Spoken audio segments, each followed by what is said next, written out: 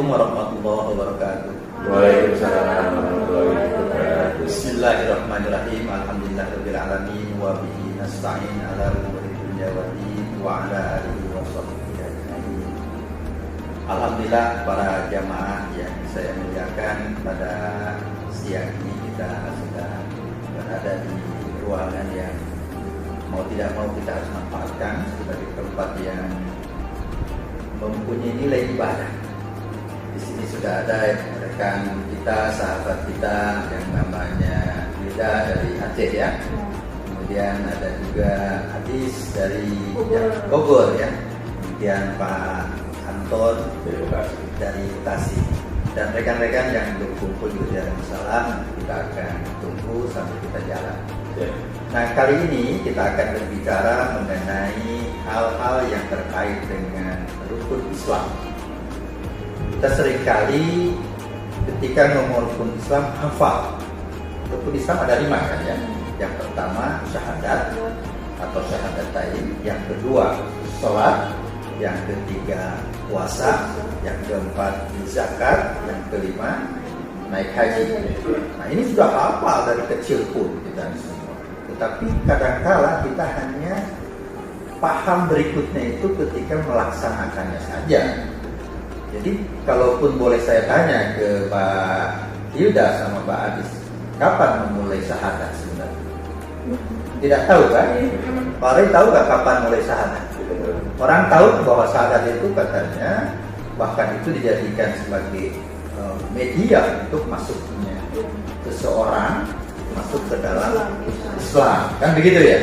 Nah, sebenarnya kalau kita maknai secara lebih mendalam, syahadat itu kan ada 2, 3 disebut juga syahadatain.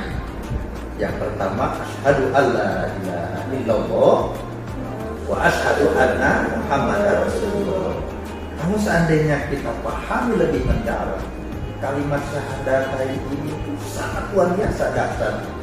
Ketika kita mengatakan saya bersaksi bahwa tidak Allah atau tidak Tuhan selain Allah, maka berarti kita itu sudah larut ke dalamnya, berkesaksian, mengakui bahwa tidak ada yang patut disembah hanya kepada Allah. Berarti kalau kita di zaman seperti ini, banyak masalah, banyak musibah, banyak seperti apapun kejadiannya, sebenarnya kita aman kalau Islam. Kenapa aman? Karena ada pelindung, yaitu Allah. Ya enggak?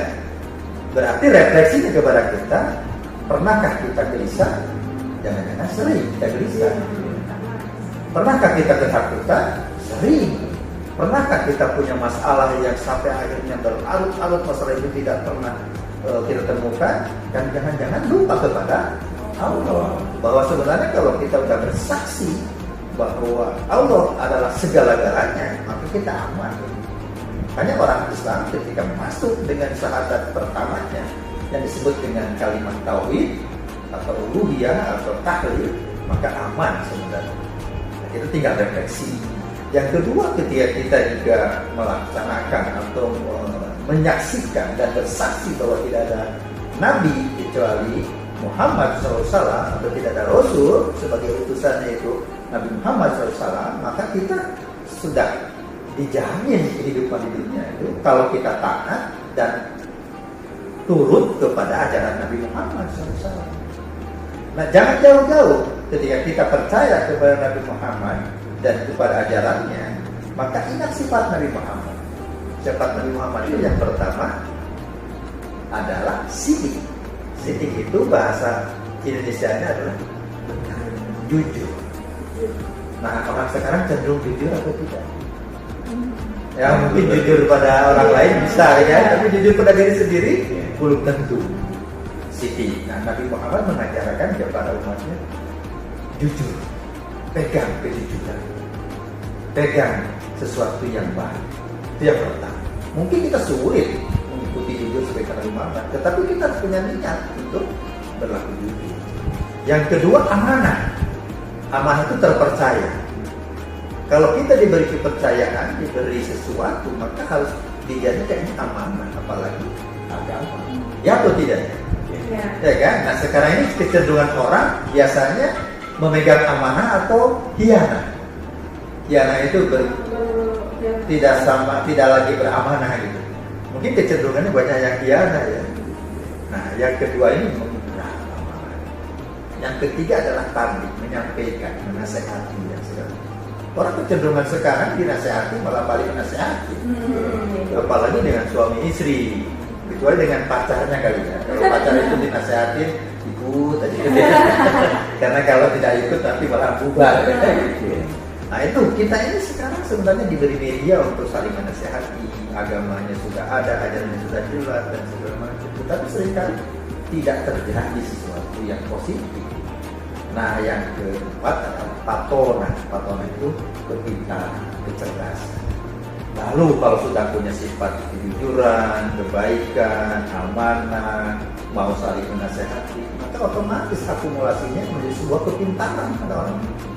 Pintar ketika saya berguru pada siapa, sekolah di mana, dan itu sosialisasi dan saling memberikan sifat-sifat. Nah, kalau ini terjadi pada kita, pada umat Islam, cukup dengan syahadat ayat saja, kira-kira dunia ini aman atau tidak? Pasti aman kan? Kenapa aman? Karena pertama kita sudah dijamin, dilindungi oleh Allah Taala. Lalu kita, kalau kita berkumpul dalam sebuah komunitas, kita berlaku jujur, berlaku amanah, berlaku saling menasehati, saling memberikan sharing pengalaman, pengetahuan, kita kan aman atau tidak? Aman kan? Sehingga kalau seandainya sekarang kita laksanakan syahadat di dalam kehidupan sehari-hari, aman hidup kita. Mau hidup di dalam komunitas kecil suami istri, atau tetangga, atau daerah desa, atau kecamatan, atau negara, aman. Karena itu jaminannya. Sehingga betul kalau seandainya kita bahwa syahadat itu atau dua kalimat syahadat itu adalah sebagai fondasinya untuk orang Islam. Disebut rukun Islam yang pertama. Nah itu kan kekuatan. Lalu kita bersahadat ini kalau kita lupa dulu syahadat kita kapan, setiap hari kita bersahadat atau tidak? Bersahadat ya. Ketika apa? Sholat ya. Sholat kita berapa kali satu hari satu malam? 5 kali ya. Berarti kalau kita mulai dari zuhur 4 rakaat. Syahadatnya berapa kali? 2 kan? Asar 4 rakaat. Syahadatnya berapa kali? 2. Maghrib berapa rakaat? 3 ya.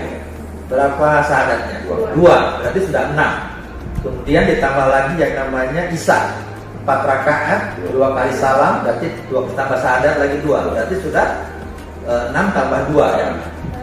8 tambah subuh, hanya 1 kali syahadatnya berarti 9. Ditambah sekarang sholat sunat rawatib, qobliyah ba'diyah. Itu jumlahnya sekitar, kalau tadi ada 8 ditambah ini menjadi 9. Karena ada 2 rakaat segala macam. Sudah berapa ya? Kita bersaksi 1 hari 1 malam dan sembahyang sunat dan wajib tadi sudah hampir 17. Ditambah bulan puasa, ditambah apalagi tarawih. Tarawih ada syahadatnya enggak? Ada syahadatnya kan? Karena ada tahiyat juga kan? Mbak Hilda berapa rakaat? 11 rakaat. 8 dan 3 berarti ya. Enggak masalah, yang penting tahu dalilnya ya, atau tahu jam. Hadis berapa rakaat? 23. Tarawih berapa? Jangan ada 30 ya. Jangan dilebihkan ya. Tetap rakaatnya antara 11 dengan 23. Terlepas daripada jumlah itu, tetap kita ini di dalamnya ada kalimat syahadat tahiyat. Berarti hampir berapa? 23 lebih kita melaksanakan syahadat di 23 itu berapa? Coba hitung nanti ya sama-sama. Berapa puluh kali syahadat sehari semalam ketika di plus tarawih di bulan Ramadan. Apalagi yang 23 berapa puluh itu. Nah syahadat ini kalau seandainya sekali baca syahadat aja sudah luar biasa dasarnya. Kalau berkali-kali berpuluh-puluh harusnya lebih dasar, lebih taat kita ini ya kan. Nah kalau dalam bahasa filsafat itu ada kalian omong kosong syahadat terus tapi tidak ada kelakuannya berbeda kan. Nah ini kita sebenarnya harus malu. Hampir setiap hari syahadat sehari semalam, sebulan berapa kali, setahun berapa kali syahadat terus. Ya Allah, kami bersaksi bahwa tiada Tuhan selain Allah dan Nabi Muhammad adalah utusan. Tapi dalam kehidupan saya kurang. Ya, ini berarti mari kita rubah ke depan.